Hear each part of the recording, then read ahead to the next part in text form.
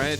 Hey, are we ready? Are we going? Yeah. Let's do it. Hey, hello, everybody. Welcome to another episode of Trek in the Valley. This is the non-encyclopedic Star Trek, the original series recap podcast, where once a week, myself, Adam Ordall-Quinnell, and my co-host... Hey, everybody, it's Al Hirt. What's up? Mr. Al Hirt. What is up indeed? Yeah, it's been a minute. Mr. Al Hirt. And we get together in an undisclosed location just off Auto Row in the sunny San Fernando Valley. And we recap an episode of Star Trek, the original series. But you know that. You're one of dozens of people that already know that. And we've had a couple of bonus episodes that fill the last couple of weeks because we had scheduling conflicts, and then Al had some travel stuff that came up, and so we're just getting back into season 1. But I hope you enjoyed the pilot. If you haven't listened to last week's episode, go listen to it. It turned out better than we remembered, I think. Yeah, seriously. And now we're back in it. And as you know, if you're new to the podcast, welcome. Thank you for coming. We're going to just chat about last week's episode, then we're going to cover this week's episode, and then we're going to recommend some media to you when you're not filling your brain with fucking Star Trek. So, Al, it has been a minute, hasn't it? Yes, it's been a while. All the seasons. Yes. It's summertime now, it's getting hot. It's so fucking hot in the studio. When I say the studio, I mean my home office. But it gets so fucking hot back here. And and I don't have an air conditioner on or anything, but I still hear some buzz in the background. So it's like, Jesus Christ. We're going to get through this summer. We're going to get through the last 20 episodes of the original series. Yeah, man, season 3, here we are. So I'm not trying to put you on the spot, but last week's episode, which was actually 3 or 4 weeks ago, was "And the Children Shall Lead." Oh, God. What? Al, lay it on me. What do you remember about "And the Children Shall Lead"? It was like a combination of that first season, of those kids taking over, but they take over a ship, but with a ghost guy. And then the Enterprise crew is like, look how they killed your parents. And the kids were like, yeah, that is fucked up. And then the ghost guy was like, my power. I was going to only take over 1 million people. I remember that clarification too. Wait a second. He's like, we got to go to another planet with 9 million people. You remember the whole fucking episode. I just realized that's the whole episode. Yeah, right. One of our. It's a good chunk. It's Paramount Plus people, been hitting them up. There you go. One of our faithful listeners, Tim. I know you're out there listening, Tim. You're in the premier circle of Trek in the Valley listeners. He said that when he was a child, the ring around the rosy thing that they do was like nightmare fuel for him when he was a kid. That was something that scared him. Some of these plots are really strange. If I was a kid, that would be very scary. I mean, it was not. I'm not saying it wasn't scary as a 42-year-old high man. I think it was just the green ghost that creeped me out. It just got all weird. I don't know. It went off the rails at that point. But it was a good episode. Yeah, I think that episode... The kids were freaky, but kids are always creepy. I think that... yes, from Al Hirt's mouth to God's ears, kids are always creepy. Always. Can you tell we're just a couple of childless fucks in SoCal? So wait, what's this episode? Well, so yeah, last week I got nothing else to add to "And the Children Shall Lead." It was just I think that's in the running for one of the best recaps you've done. Because what I don't know if Al's noticed, what I've been doing is I've kind of stealth created this segment where I ask him what he remembers about last week's episode, and now I've done it so many times that it's just part of the show. So yeah, there we go. And that was one of the best ones. You nailed it. When you said the ghost guy, I was like, there was a ghost guy. I know, exactly. There was a ghost. They had 2 plots, and they were just like, let's just Frankenstein them together. There was that plot. That episode definitely had bolts on its neck. And this week, this is the hardest to pronounce title that they've had yet. Yeah. It is Is there in truth no beauty? Question mark. So is there in truth no beauty? Now I'm Ron Burgundy. So the phrase that they're referencing is there no beauty? Is there no truth in beauty? And they change it to is there in truth no beauty? And we'll get into one of the other little segments we have is what is the title about? Yeah, right. We're gonna cover that at the end. Hopefully we figure it out by then. And so now we play the episode. You can't see it because you're in audio land. But we've got the Paramount Plus. Oh wait, I missed a bunch of shit. Hold on, no. Oh yeah, you gotta make the date. Yes, the date. Yes, it's been too long. I've forgotten how to do this. We're thing. getting back on the track here. So this episode is called. Is There in Truth No Beauty? And I've got parentheses dumb title. Air date October 18th, 1968. Wow. And the synopsis from Paramount Plus is: the sight of a Medusan ambassador causes insanity. Okay. Hey, there we go. Not they didn't revealing really too spoil much. Yeah. That's a good plot. Multiple people go insane. I think 3? It's if you count her, 2. kind of 3. Yeah. Yeah, 3. And then oh god, it'd make a really good horror plot, horror sci-fi. That's like monster Event Horizon. That you can't see. No, it's like an event. No one's seen something so fucking crazy. Oh, which we'll get to. But well, that's a trope from H.P. Lovecraft. Right. Oh yeah. So right, H.P. right. Lovecraft. I don't know if he was the first person to do this, but like so much. It's so funny because so much of H.P. Lovecraft's writing is like, oh man, these motherfuckers saw the scariest thing. Like it's so scary. It just made them insane. I can't. If I were to describe it to you, you would go insane. So therefore, I'm not even going to write it down. Just imagine the most fucked up bunch of slimy tentacles. I've said too much. Yeah, right. But yeah, so that's an H.P. Lovecraft trope, and I've definitely used it in my own writing. It's so rad. And then to see this. And to know that it really does feel like one of those Trek episodes that is just pulled from a Twilight Zone. Like it's just great. Like, and talking to you about it when you were driving us to the studio from work, and I was like, "What'd you think of it?" Because I watched this episode 4 weeks ago for when we were supposed to record it or whatever. And then I forgot all about it until last night when I watched it again.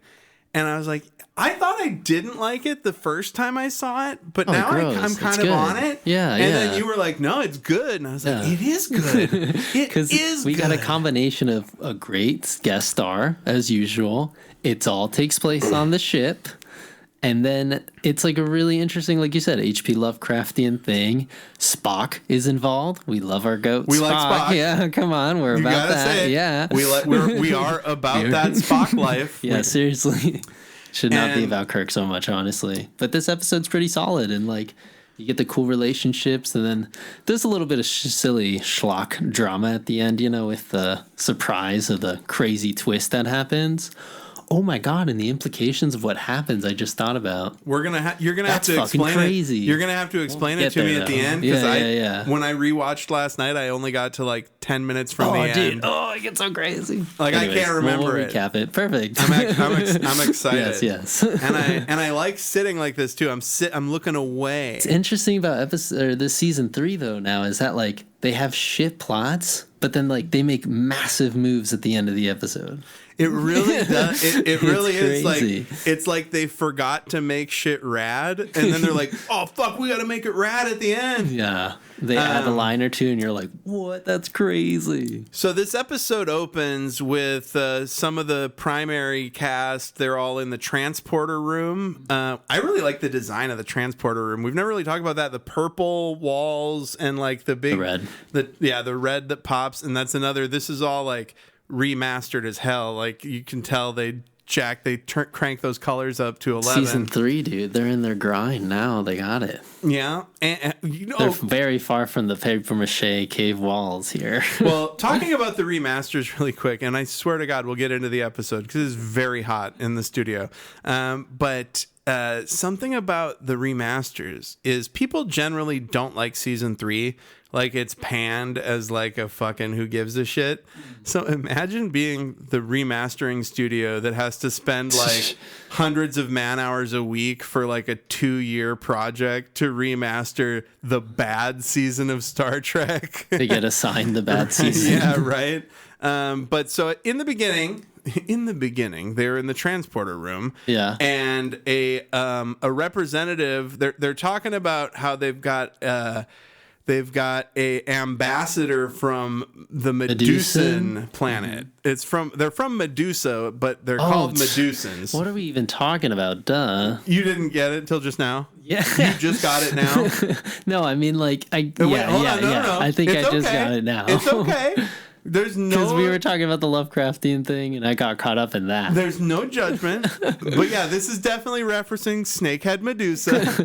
I was just filling my head in with, like, Nemoidian, or just, like, some alien race. I didn't even connect the two. Yeah, so it's actually a pretty ham-fisted thing they do, and so they're anticipating the arrival of the Medusan ambassador, and then this guy shows up, and he's not the ambassador. ambassador. He's just like the go-to guy, the second in command. He's like the helper of the ambassador. Right. And so the ambassador, because these Medusans, if you look at them, you go fucking crazy, right?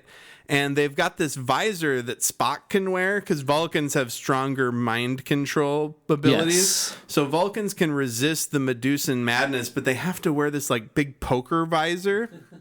It's like red. So it's a red visor that a blackjack dealer would wear in a TV show that takes place in the future. Yeah. And so Larry Marvick is the guy. Okay. Yeah. So Larry Marvick is like the ambassador's coming, right? And then this beautiful lady transports in, and it is let's see here. So they talk about how Kirk's got to leave because he can't see the Medusan. Spock puts on the visor, and there's like a good effect where they like put the visor, the film over the filter over the camera lens. Da-na-na-na. And then a beautiful lady beams in with like a treasure chest next to her. Yeah, it's really bizarre.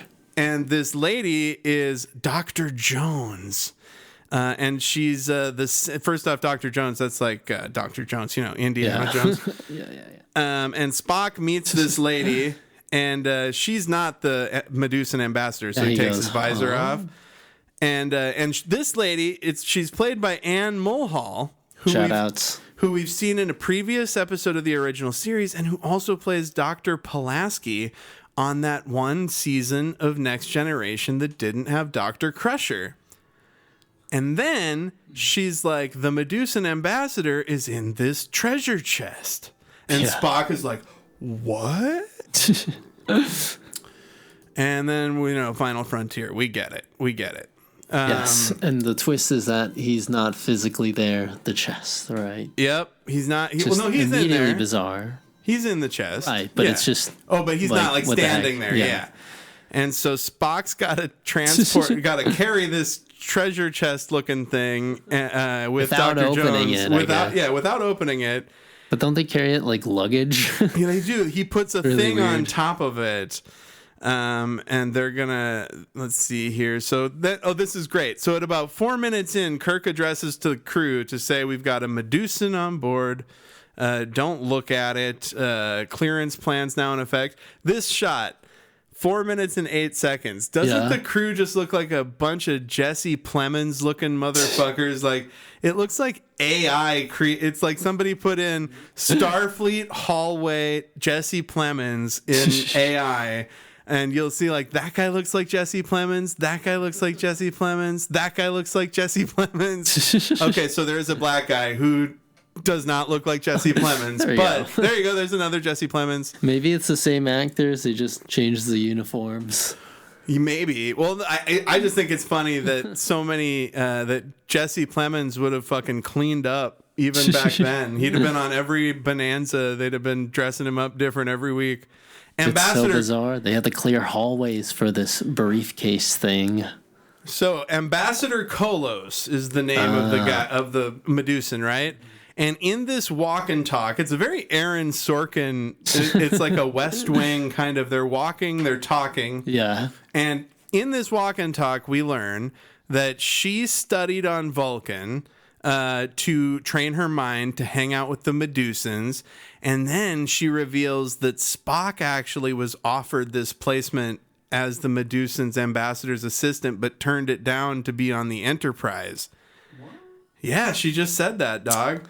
That's right. No, I do remember, but I was just acting surprised. Oh, and just kidding. You're a really good actor, dude. You're in the right city. It's getting hot, but I like how you put the red light in here. By the way, if you guys are obviously listening, but the light that Adam put in is the same red as the visor that they're wearing. So. Oh yeah, so when it goes red, I feel it. This is my horror movie themed lighting and it fits for this episode too. It does. It really does. Yeah. But anyways, this ambassador's bizarre. I'm the Lord of Illusions. And so Spock says he wants to meet the ambassador, and she says, I'm sure the ambassador would be charmed, but he doesn't meet the ambassador right then, does he? Or no, he does. He just opens it, yeah. I feel like out of everybody on the ship, she just immediately trusts Spock, which is nice. Whoa! And then it's like the effect of seeing the Medusan is like, what if you were like seeing something like on fucking acid, bro? In like 1968, it's like green light and then like epilepsy warning. Right? There totally would be now. This is before TV was all woke and worried about epileptic people. Like my TV shows didn't give a shit about snowflake epileptic people. God, there's a lot of green though. I'm doing irony, lots of green. and so she's like, I know your mind. You're tempted to take my place. And it's like, what the fuck? And Spock is like, no. Really. Spock's like, no, but I definitely sensed that you were sensing that. And so it's really weird back and forth of how they're like out telepathing each other. Yeah. She's flexing her telepathic skills this entire episode. Right? And then Spock leaves and she's like, what does he see when he looks at you? And then she opens the thing. And I don't know if this is the first time she's looked at the thing or not. Like, I don't know. She took the visor off. She's hung out with him plenty of times. Yeah, but with the visor off? Yeah. With the visor off? Right? I think that was the first time. Oh. Well, anyway, it then cuts to her being at dinner with Kirk. And this is attempt number 1 of Kirk trying to charm this absolute, rightfully so, this ice exchange queen. Really good, though. It's just how, what is it called? All the guys on the table are just trying to, like, not demote, but just kind of, like, subjugate her and being so beautiful and innocent. Yeah, and it's like, wow, you have to do something so ugly and so awful, you know. You have to hang out. You're so pretty and all beautiful. It's so sexist. That's what people say to my wife all the time. It's ridiculous. That's what people say crazy. That's what people say to Brittany all the time. They're like, you got to live with this ugly, fucking horrific monster. And she's just like, look, not everything beautiful is good, and not all good things are beautiful. Yeah, and the way she retorts the doctor, too, where she's just like, well, I mean, you're a doctor, and, like, you probably look at the grossest shit ever, and you still do it. You put your hands in it, in fact. Like, who am I to judge? And then they're all at dinner. Yeah, exactly. It's so smart. She's really good character. It's so good. She rebuffs everybody, but then she's also kind of going crazy because she sees her cards a bit. She sees a pin that Spock is wearing, and she's like, "Are you wearing that Vulcan pin to remind me that as a Vulcan you can mind link better with the Medusans?" And he's like, "No, I just happened to have this pin, and it looked really nice, and I wanted to wear it." He says, "I wore it to honor to impress you." Yeah, exactly. I wore it to impress you because you studied on Vulcan. And Kirk's like, "Ah, fuck, where's my pin?" Well, Kirk says, "No." What Kirk says is I don't think Spock is going to wear. I doubt Mr. Spock would don the most revered symbol in Vulcan history merely to annoy you. It's so funny too, because when she leaves, they harp on Spock about it too. They're like, "Yo, why'd you wear it?" And he's like, "It would look nice. I swear to God." I really wanted her. It's so ridiculous, though. I mean, this scene obviously is meant to reveal a bit more about who she is and like how she feels about, Medusa and stuff, and how she gave up a human life, basically, right? Yeah, she gave up a regular human life to hang out with these kooky ass Medusans. The crazy part too that you always forget about is with telepaths, they always go, the first part is controlling you reading other people's thoughts. The noise. You have to control the noise first. And that's what she learned on Vulcan. It's fucking crazy. I was like, damn, that's kind of eerie. Yeah, it's like sci-fi rips, dude. Yeah. And it could just be a whole episode about that. So now you may have been asking yourselves, what the fuck does Starfleet even want with these Medusans? Seriously. And then you find out that they want to employ them as navigators on starships. Kirk is like, hey, do you think these Medusans, because they've got like interstellar, they've got like interstellar, hey, while these Medusans, we were just thinking, isn't it weird? He's like, I just thought of something, having this Medusan here. Do you think they might be navigators for starships? And she's like, what does she say? He says it would certainly solve many of our navigational problems. And she says, the key is the mind link that I learned on Vulcan. Now, once we've learned that technique of forming a corporal intelligence with the Medusans, with the designer, that's where this Larry guy who's going to go nuts later. Yes. So then they don't even really answer the question. Basically, Bones is saying, I don't think that we would ever deal with something so ugly. Yeah, and he's like, dude, look, really I don't understand it. You ain't got to look at it, bro. No, he's always the first to complain about some crazy space shit, and he's the one that signed up. He's the most racist. He's the most anti-space person in space. Yes, and so needs his mint juleps. So that's kind of the. And then Kirk says, "Hey, we all have our ideas of beauty, and perhaps ugliness is one of our last prejudices." And then he says to Miranda Jones, the loveliest human to grace a starship. It's just like, Jesus Christ, you guys lay it on thick here. Leave this fucking lady alone, dog. Yeah, seriously. It's so awful, this whole part. We're not going to... How can one so beautiful, McCoy says, condemn herself to look upon ugliness the rest of her life? Will we allow it, boys? And they're like, no. It's like, dude, what the fuck is happening right now? Yeah, and then she retorts with like, hey, to McCoy, to the life of you, to condemn, to look upon suffering and disease for the rest of your life. Yeah, and she's like, can we allow that, guys? And it's just this is the first time it's felt like, I don't know if Gene wrote this, but this was like, I guess ahead, it felt really good.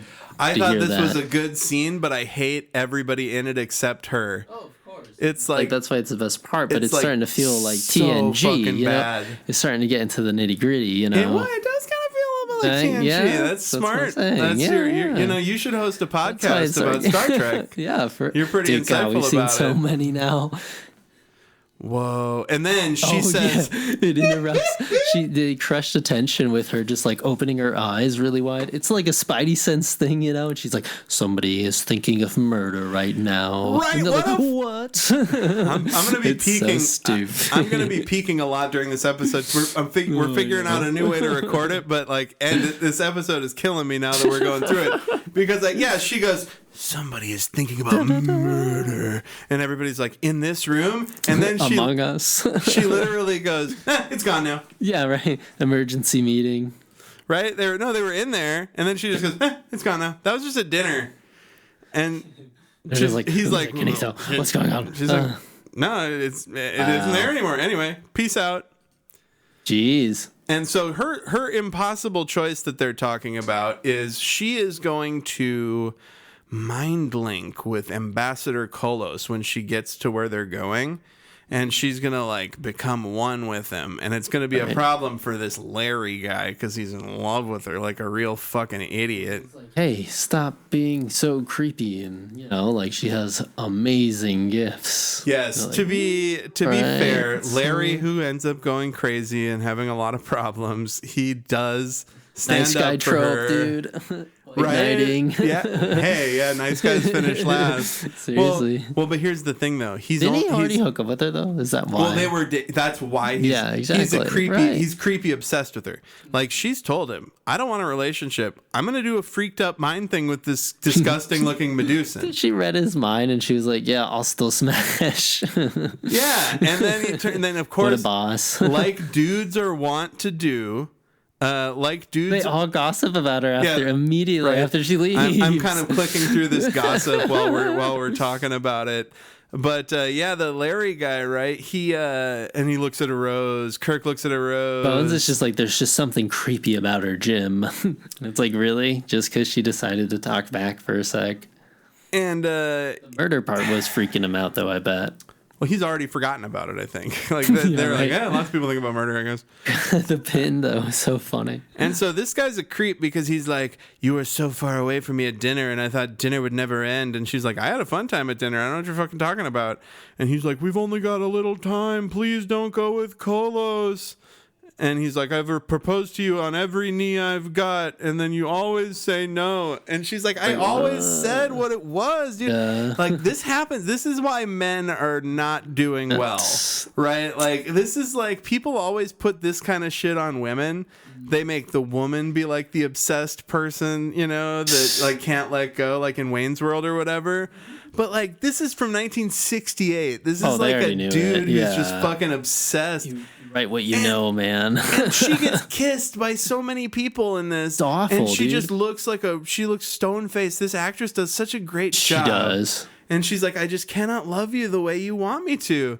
And boy, if we haven't heard that, man, it's relatable content. That happens a lot of times in this fucking show, because I was immediately thinking of Adonis and the other chick. She's like, you're a god, but like, I don't care. I like this dress. He's like, what the fuck? And he fades. Right. And then she realizes that it's Larry that had the thoughts of murder, most foul. Yeah, and she's like, who is it you want to kill, Larry? Is it me?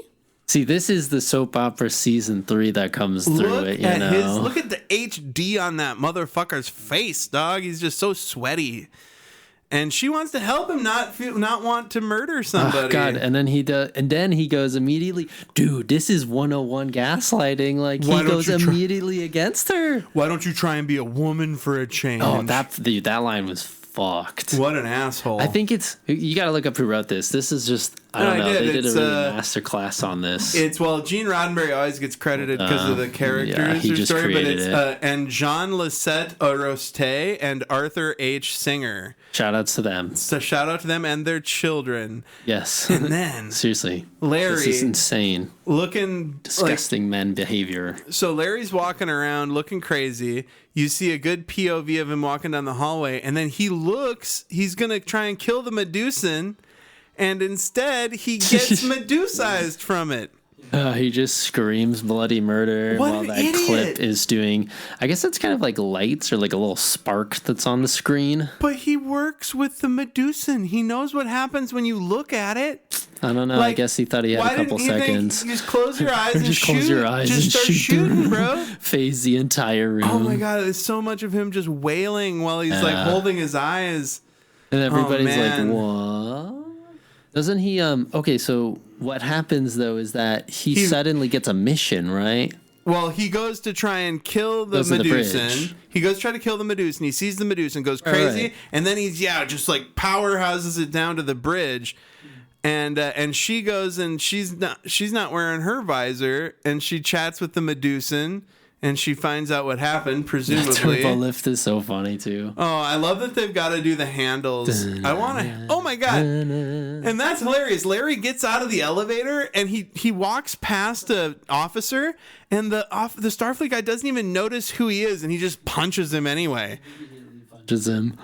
Yeah, and then the big security group is going to. Oh, and also this Larry guy helped design the Enterprise engines. Oh, that's right, because Scotty wanted to hang out with him as well too. Right, that's going to be important later.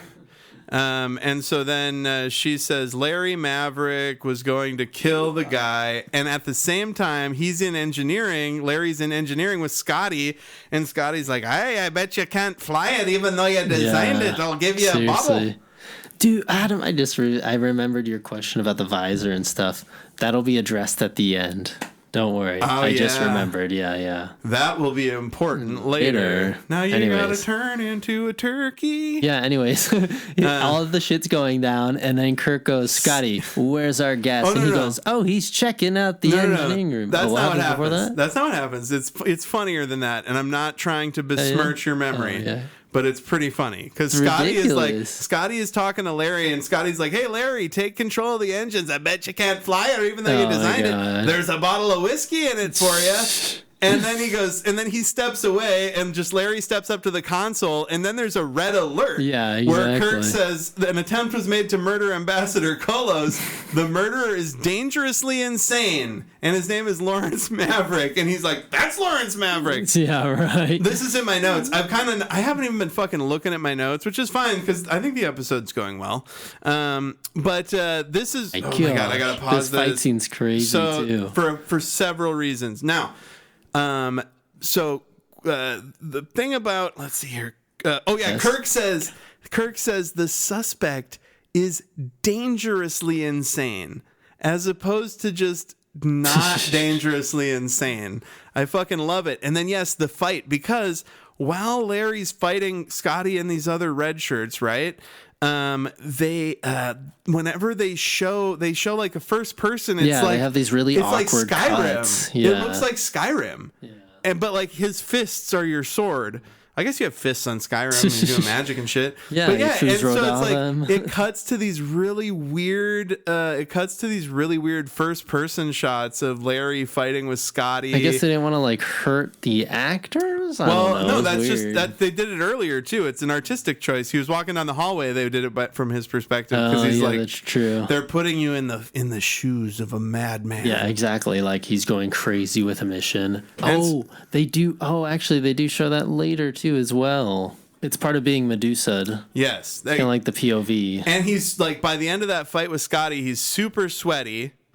And Kirk's going to go down to engineering because... Just the way the timing, though, the way Scotty finds out he's dangerously insane. By no means let him in the engineering room or let him pilot the ship. And he goes straight into whatever the hell he goes into. Well, here's the thing, Al. We've talked about this many times.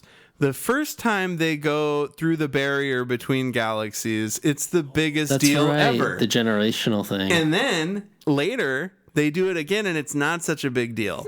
And this time, this guy just did it, and he's really sweaty, right? Yeah. So this is the, so you think that the madness of the Medusan is what made him want to fly out to the other galaxy? I don't know. It's just really this bizarre that there's this little plot line of like, oh my God, he has to do this mission, or he has to like run away or do these things to stay and hold on to the controls. Wow. But maybe it's just a paranoia thing. He's I don't know. He's running from the Medusans. Yeah. He said, they're in your dreams and we have to get away from them to the next galaxy. Yeah, but maybe it's just paranoia. I don't think it's just a plot. Maybe I'm looking too far into it. He just went crazy from looking at the Medusans. No, I don't think the Medusans seem seem they just like make people go crazy. And this guy, kind of relaxes when he does see her. He's so sweaty, dude. Larry. Oh, dude. Oh, man. Sucks. She goes, don't think of it. Man, because he starts to get angry, too. Yeah, because of the Medusan. She'll kill you if you love her, he says. He's just crazy, dude. He immediately collapses. Dead. He's dead. And obviously, he's dead, Bones Jim. goes in, he's dead, Jim. Oh, no, I don't have the soundboard up. Oh, that's right. Yeah, it goes, he's dead, Jim. I got it back, but I just didn't put it in the template. Oh, that's fine. He's dead, Jim. Anywho, so then it goes back to the captain's log after the commercial break, right? And everybody's kind of creeped out because they're in the middle of fucking nowhere and there's no way to leave.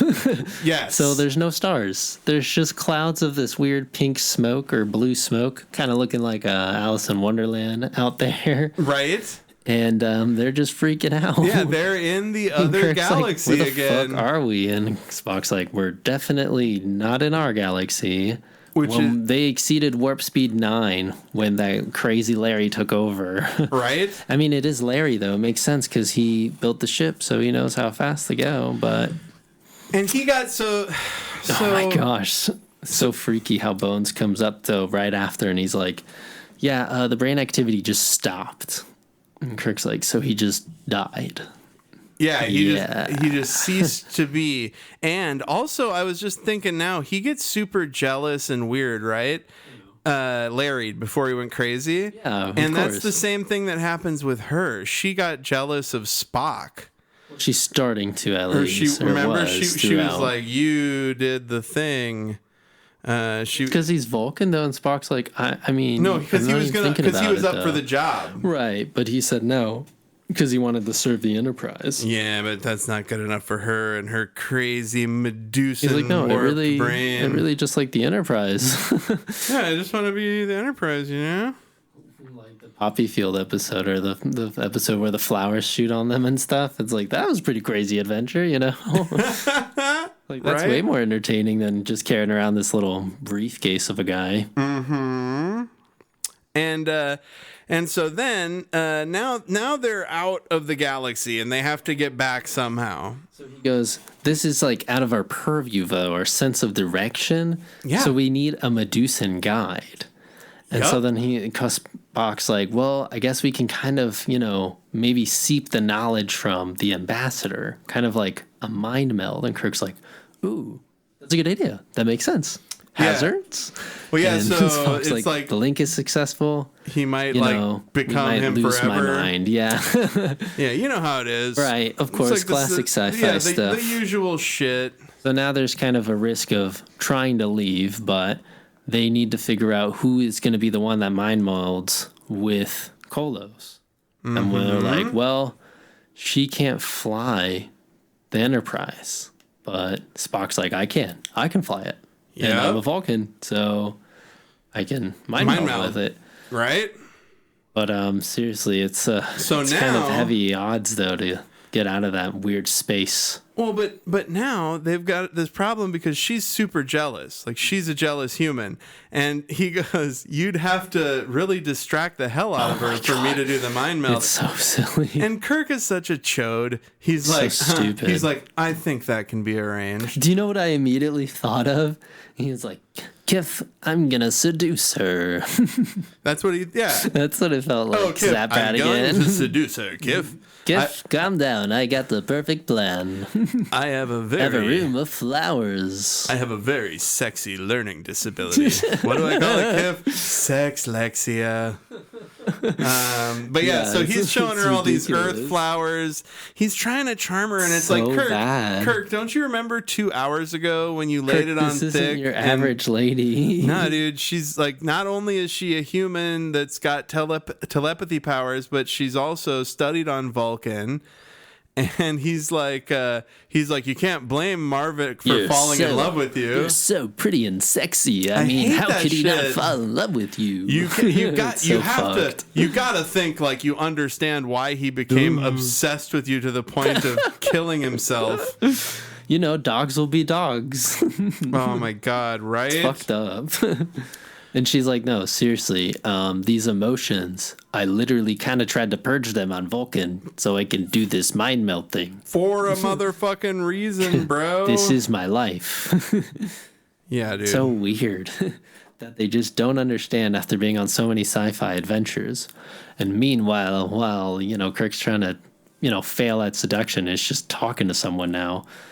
Spock has the visor in hand, about to go into the room with the briefcase and then she realizes, oh no, he's gonna do it. He mustn't.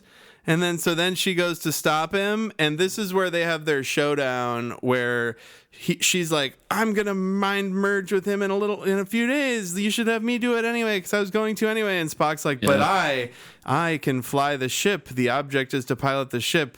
So I'm the right person to do it. Right? And so they go back and forth, and they're like, just go ask the ambassador. And she goes in, and then she comes out. And she's like, well, I guess you guys are right. No. This is why. So this is the reveal. Spock but then Bones goes, you must be right. Because you're blind. You can't see. Oh. That's why you work with Kolos. Well, yeah. That's how you're able to do everything. Why she took her visor off. Dude. I forgot. See? Yeah, that was a big key part. And he goes, a sighted person needs to pilot the ship. And she goes, are you fucking kidding me right now? I can tell you exactly the simulators. Yeah. Like, I can tell you where everything is. I can tell you how far I am from you and from the wall and this and that. And I was like, fuck it, let her pilot. Like, who cares? Why would you have to see to pilot the ship? Even look outside, Adam. Piloting the ship involves putting in numbers. Yeah, seriously. And then the ship go where then numbers. Press button. The ship go where numbers. Yeah, it is a little weird, but I do like Huge this reveal, twist. Though, that Bones is like, I'm sorry, I wasn't going to say anything because I respect you so damn much, right. but I'm not going to have some blind person flying the ship. It's really just he's worried about himself because he's scared of space. So fucking stupid. I'm not gonna have some blind lady. Such a lady. good point, though. Damn, we're totally on this lady's side. I mean, the way they wrote it, the way they wrote her, though, is really good. 100%. It's so silly. But anyways, and she's blind, that's how they leave cray, of course. She's blind, but she literally seduced like all these guys, and just pretty much can take over the ship at any time.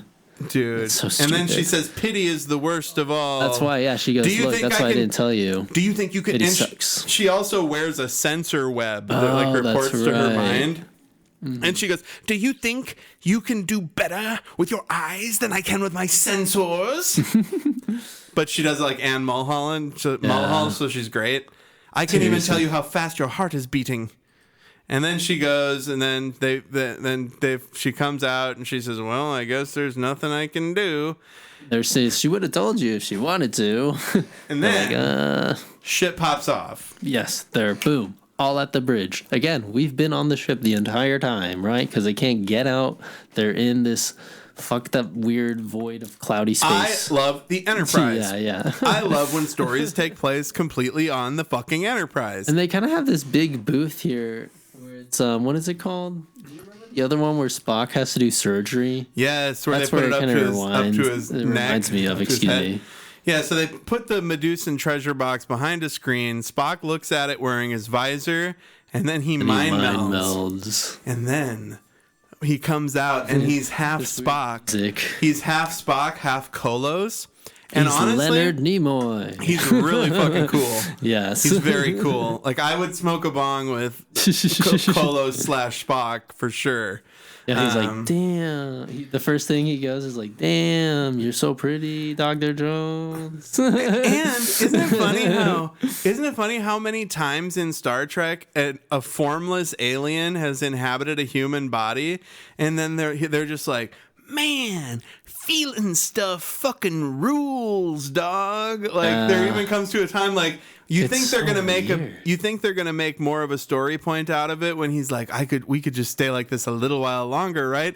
But then Kirk goes no, and he goes, you're right. Like that totally could have been a whole like other times would have been like, now we got to exercise the alien from Spock. No, see that's like the silly gray ghost coming out of nowhere, and he's so cool, that would have been too much. He's like, Dr. Jones, you're so beautiful, and all of you. So beautiful. Jim, I know you Doctor. Are. Oh man, I saw you so out rad. of the briefcase.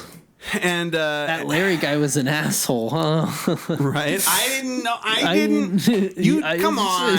He knows. He works with me. He knows. And so then he's like, "Hey, move out of the way." And he kicks Sulu out, sits down, puts in the things. Oh, and then the best line though. So the engine fires up and all that. They get out of there, right? Of course, they got to make it. And I think who's the guy with I totally forgot his name. Chekhov. He's like, oh my god, you were so close to our original position. You were only off by like 2 centimeters Here or he something. says, Yeah. He goes, our position is so close to the point where we entered the void. The difference isn't worth mentioning. Yeah, well, you And just then he did. mentioned it. You fucking mentioned it, bro. You should have just said we're right in the spot. Spock. Leonard Nimoy. It looks like he's gonna go play at a jazz club. He's just like, Yes, I am awesome. So now they're heading back to where they were gonna go originally. A good sequel episode would have just been Spock taking over the ship. You know what? I won't go back. Fuck this. I'm going to take over the Enterprise. 2-parter.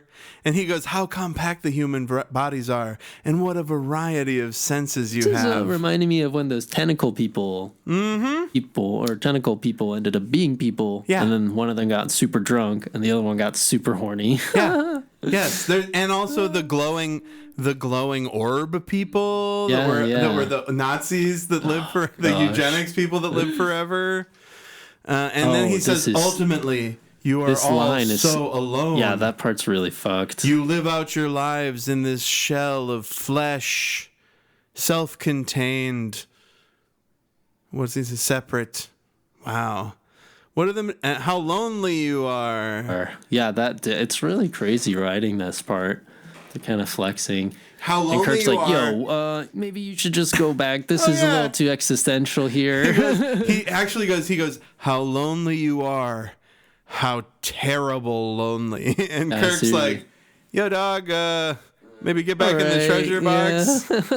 Dissolve the link. And he goes, all right. And he goes back there. And he goes without his visor. How does Spock forget his visor, you know? And Kirk, in the cut to commercial, Spock, your visor, no! And then Spock wails like a man going crazy. And he comes out, and we see this the POV, dude. Then we see the Skyrim POV from it's this Spock. Weird fisheye lens thing. Yeah, it's a fisheye and lens. Everybody's all sweaty.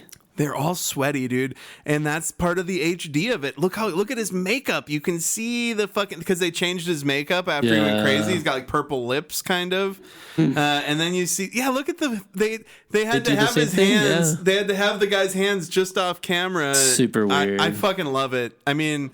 Honestly, it's one of the best. It's the best thing they could have done. It's the best way they've shown a fight in a long time, man. And then Kirk stuns him. How did they resolve this? We're getting there. So, God, this part's so fucked. Right? So they're outside waiting to help Spock recover. This is where I stopped watching last night. Yeah. Oh, this part's crazy. Then the lady's helping him, right? So Spock's pacing back Kirk's pacing back and forth, being like, God, what's going on? There's something to be done. Like, she tried to help this guy. Well, Marvik's dead, and it is like different. Spock's arrival. What if Spock dies? Out of jealousy and this and that. And he goes, fuck this. I'm gonna try to fix it. And Bones is like, no, don't try to fix anything. You might fuck things up even more. You shouldn't go in there. He says. Whatever happens, Bones, don't interfere. That's what you want to hear from so fucking stupid, Kirk. Yeah. He's such a chode sometimes. Zap, I'm going to go in there and fix the problem. Oh, my God. So fucked up. Oh, man. Yeah. I just watched a fantastic Futurama about Zap. And then he walks in, he sees that she's with Spock. And she's not wearing the sensor suit. Oh, what? No sensor suit? Oh, that's right, because she's like, who's there? What? And so then as this is happening, though, she's just kind of explaining how, she's going to try to wake up Spock with all these life sensors or whatever. You think I can wake him with a kiss, she says? Yeah, no. And she's like, no, I'm like, he's more Vulcan than human. And he's Kirk like, starts arguing with her. Yeah, he's more human than you are, you Vulcan lady, he says, basically. And Kirk's like, if you don't reach him soon, he'll die. He starts pressuring her and like telling her, hey, you're going to let him die because, you don't want him to wear the visor and you want to take over as the ambassador leader and da-da-da-da-da-da. So stupid. Find link with Kolos, you're jealous. Right? And it is so fucked up how he just puts her on the spot and she's like, fuck you. I don't really care. Man. And he says the ugliness is within her. Even though you're beautiful, the ugliness in you is so terrible. And he's like, Spock saw Kolos, and you can never see. Yeah, you can never see. He's just shaking this blind lady and pushing her against the wall, dude. He tells her that she wants to kill Spock because he saw Kolos. Gaslight, just putting thoughts in her head. Well, he's doing it to piss her off, to challenge her to actually fucking something and save his life. But Kirk he's just come up such a turkey this episode. Think he's using his logic from the first 2 seasons, and it's just not working. Mm-hmm. The whole time he tried to seduce the lady with flowers. Didn't work. He tried to talk to her. No. He goes, maybe I fucked this really up. He comes out. He says, maybe I shouldn't have gone in. So stupid. She was blind, really really in the dark. And if he dies, how do I know that I didn't kill him? No, and that just part cracks me up how he goes, she was blind. Literally, really blind. I didn't know what blind meant until just now. Not what you were talking about. Literally, she does not know what to do. Yeah, it's so silly. She does a weird kind of puts her fingers on Spock's temple. She does a mind meld, yeah. Sort of a mind meld, and then Spock has a weird fever dream, and it's her being bald. It's a really big fish eye, yeah, and it makes head. her look super bald. He sees flashes of Larry killing people, and she's all fish-eyed out with her huge forehead. And it's just cuts of her just staring at the camera. The people who made this had a mediocre acid trip and were like, we don't like acid. This is what it's like. It's like, seriously. Oh my God. Just a bunch of stuttering images. Yep. And then while she's got her hands on Spock's head, he reaches out and double mind meld hands her. This is when it gets really ridiculous, and the music's crescendoing. It zooms in on the Medusan's box, and then Spock comes out spent, but feeling himself a little bit. You look like you paid a visit to the devil himself. Yeah, I mean, honestly, Bones. it's just because Bones. I love that racist piece of shit. He's so silly, but he's just recovering, and finally, after all this chaos, they're finally gonna get the Medusan and the Kolos and the ambassador off the ship. Get them the fuck off. Get Dr. Jones and this ambassador off the fucking ship. Spock's wearing a pretty cool. Now Spock's wearing a necklace of the pendant that pissed her off. Yeah, seriously. That's a good point. Get the fuck out of here. Oh my God, dude. Awesome. I do like her dress, though, the sensor thing. It does explain, how she was able to walk around with ease or whatever. She can tell from centimeters. Oh, man. And then he wishes her good luck and health. And then she says, I have something for you. And he gives her a rose. She's like, wow, okay, thanks. Bye. And that's the first time she smiles the whole episode. I think that's supposed to be important. And then she says, now I know how you felt when you joined minds with Kolos. I rejoice in your knowledge and in your achievements, Spock says. And they're cool. Gonna have a cool, send off. I think that's what's nice. There's not really a villain in this. It's just more of a situation that they got themselves into. That's always good. Well, I guess the villain was the guy. Well, but I like when there's when it's the circumstance that they're against more so than a person with motivations, because ultimately did that guy not maybe kind of go crazy from working in proximity to the Medusan as much as he did, and that's why he was obsessed with her? What would have been interesting is an episode or two of just this chick growing up and trying to be a Medusan and doing this Vulcan shit and all that with the guys being like, please go out with me. She should go hang out with Gary Seven, dog. Oh, yeah. Travel across. Right. And then then the episode ends with the visor and her leaving. Yeah, he puts the red I don't know why he puts the red visor on to watch them go. Yeah. I think it's just because they had the effect for the camera. And that's it. And then co-producer Robert H. Justman. All right, let's see here. Go. I mean, you go ahead. Go ahead. I'm trying to think of what your take is. Oh, so I loved it now. Yeah. Watching it with you, man, this was a bomb episode. And I knew that it was good because I love the guest star. And the guy got so sweaty. You know me, when the characters are just sweating, it really feels real. It really feels like they're kind of in a submarine. Bones revealed that she's blind. And that shocked me the first time. I was like, dang, that makes sense. So there is like, damn, she got her visor off. Like, what the fuck? So there is a decidedly problematic Mr. Show sketch. Oh, yeah. About a house that's designed for blind people. And it's just whenever you get near something, it says chair, chair, chair, couch, couch, stairs, stairs. And the guy says, blinds are just like regulars now.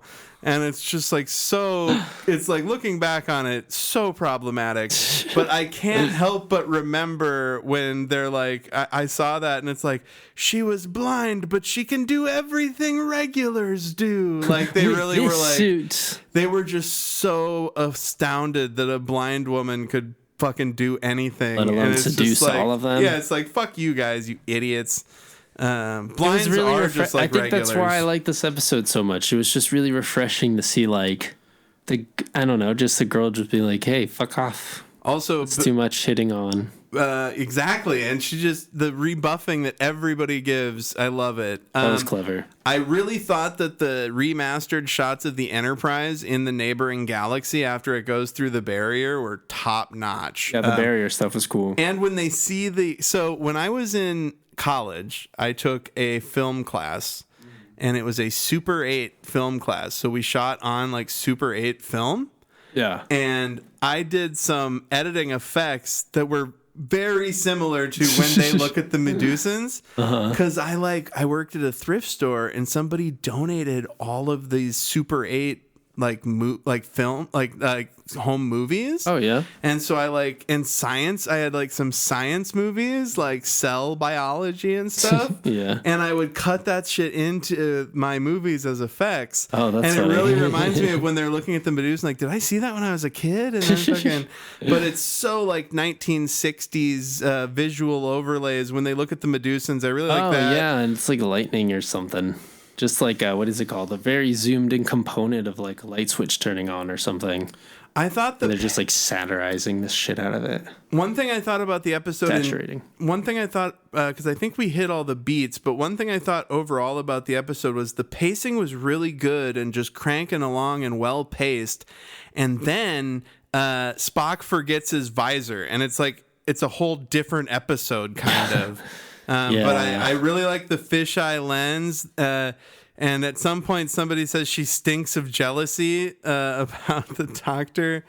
It's really weird. That's my two critiques. You look like you paid a visit to the devil himself. These are all good things. And Spock says, "I rejoice in your knowledge and your achievement." If I ever give a graduation card to somebody, it's going to be Leonard Nimoy saying, "I rejoice in your knowledge and your achievement." But I liked it. What did you think overall? I thought it was a really solid episode. It was a nice switch up from like kind of this schlock that we started with in season 3. It feels like they're finally getting the ground running, and like I said it before, there's good plot, there's a good soap opera-ish kind of deal with the guy who loves her. There's good examples of like toxic masculinity and like it getting shut down. And then there's good, actress, that great guest star. And, it all takes place on the ship. It's a nice, solid episode with the sci-fi and the mind meld stuff. Oh, yeah. The big implication I wanted to bring up to you, too.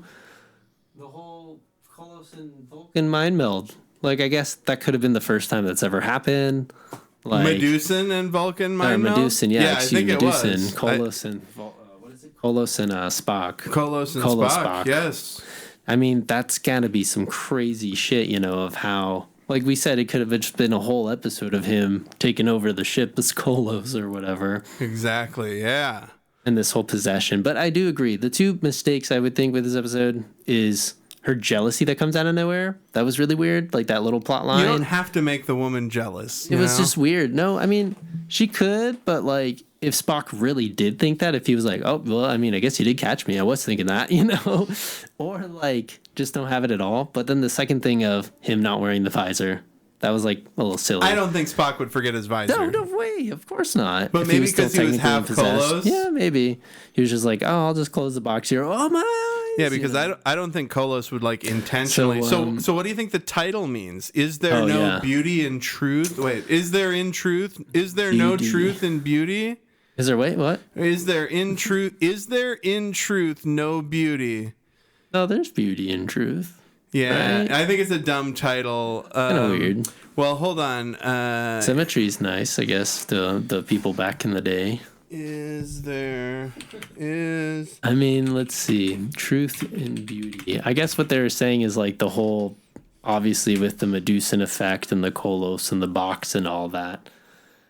I guess what they're saying about truth is what absolutes and like being what the most extreme thing ever. So I thought, I'm sorry, I was not listening. I Googled something. What'd you Google? So I Googled, is there no truth in beauty? Because I thought it was like a famous, it was like a line from like a poem or something, or like a sonnet.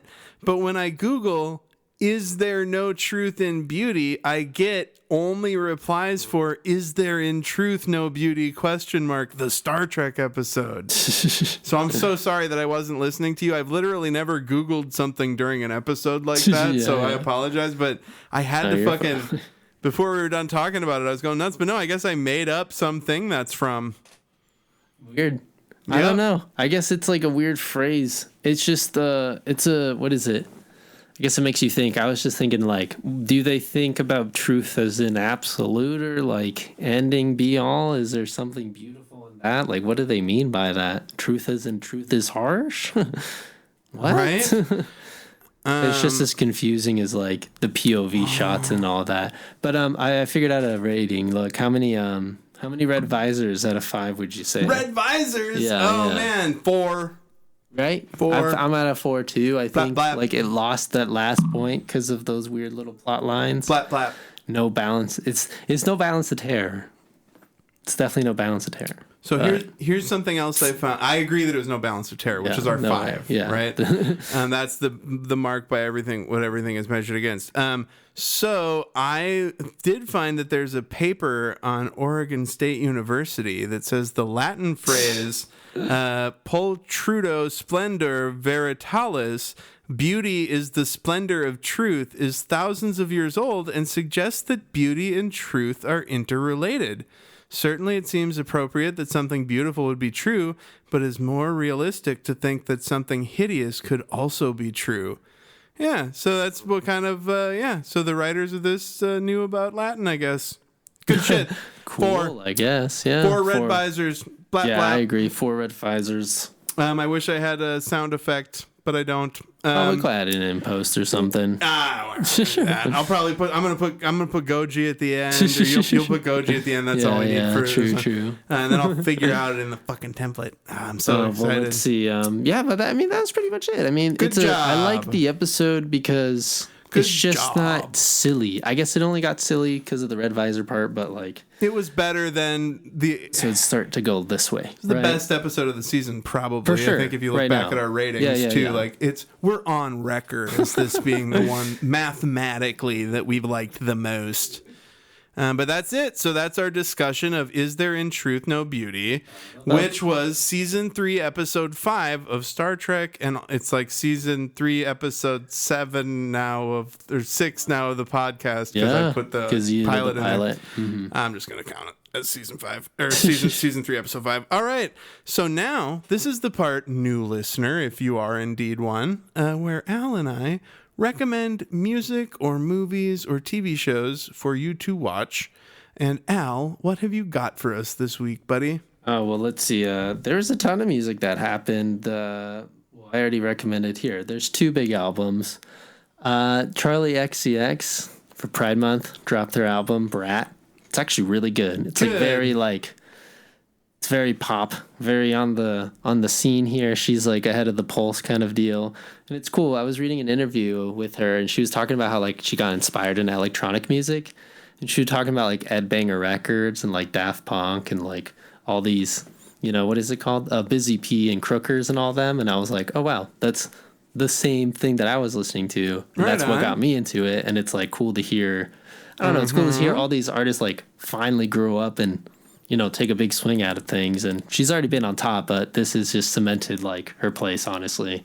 Nice. And then the other one was Kate Renata. He's very laid back, a lot of hip hop. Well, a little bit of hip hop, but it's very sample heavy, like house. It's I guess around like 124 beats per minute, so it's a little slower. But it's nice to knock your head too. It's a very good album. So the Kate Renata album, Timeless, and then Charlie XCX, Brat. Those are my picks. My locks of the week here. Boom, locked in for winning music from Al Hirt. I am watching My Hero Academia. Oh, that's right. It is so fucking bomb, dude. I am just on this kick where I just want to watch. Ever since you introduced me to JoJo, like crazy these animes. aren't these aren't like JoJo. They're not that level of like adult craziness, but like, well, I guess No Guns Life kind of was. But yeah, so since I watched JoJo, I've also watched all of Familia Myth. How was that? Fucking great. That was one I recommended a year ago. And then we watched Black Clover, which is awesome. I watched Ishurn, this fantasy sword fighting fantasy thing. That's a Hulu original that was not great, but fine. And God, there's probably two other ones. Oh, No Guns Life. And then there's probably another one or two I'm forgetting, but we started My Hero Academia and we're just cranking through it. It is so good. Okay, I should check it out. Where'd you watch it? We watch it on the Hulu. On the Hulu. That's Gotcha. where we watch all that shit. And it's just one of those ones where it's like kids learning how to use their superpowers at a superpower school, and they're It's just like there's one Soul Eater. It's like that. It's maybe, and it's a good one. like Black Clover has a lot of similarities. Like the character Asta in Black Clover is like one of the only people who's been born without magic or whatever. And My Hero Academia is about a kid in a world where everybody has they have quirks.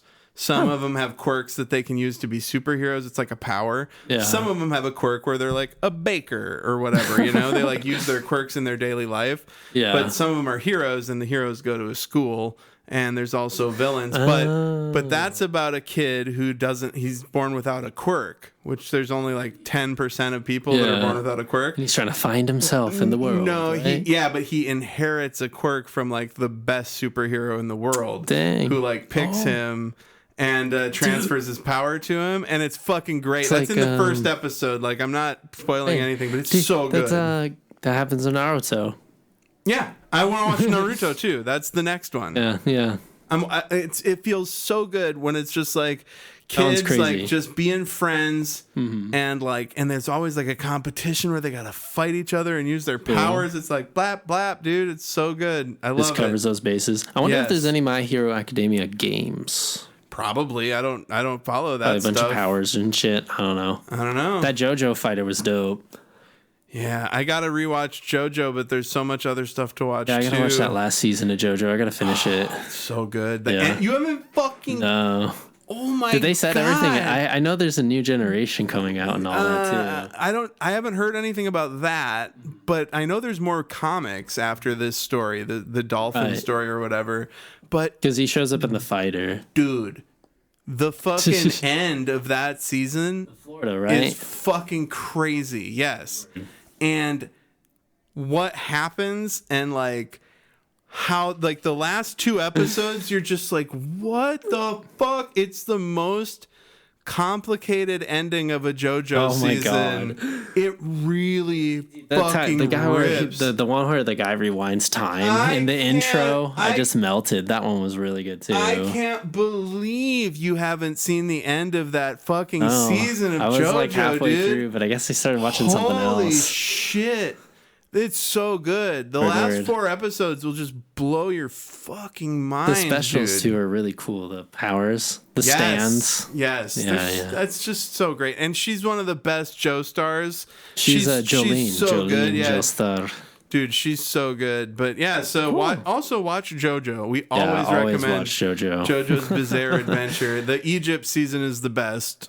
Star Crusaders. That's the one I kind of rewatch more than the other ones. Mm-hmm. I'm also halfway through a rewatch of the Italian season, but it's just like it kind of fire. The second half kind of loses me. But anyway, that's another podcast. We maybe have to do a JoJo podcast if we ever do a Patreon. We'll do these guys have a Patreon where they do Star Trek The Next Generation and JoJo's Bizarre Adventure podcast. It doesn't make any sense, and they don't make it work. But pay them $5. Yeah, so anyway, that's it for this week. Yes. Oh wait, what's next week's episode? Next week's episode is the Spectre of the Gun. Oh my god, I saw this one. Bonker. Me too. Yeah, I was prepared to record too, but it's too hot. It's too hot. But yeah, the Spectre of the Gun, where it's like makes the fucking ERPs look bad. Yeah. I love it. Being a fan of the film Tombstone, it's great. True. But that's it. So do everything that's in the bumper, and thank you so much for listening. We'll see your ears with our voices next Sunday. Thank you. Godzilla.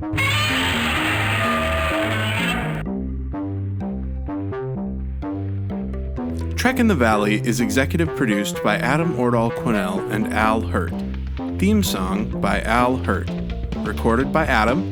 Mixed and edited by Al.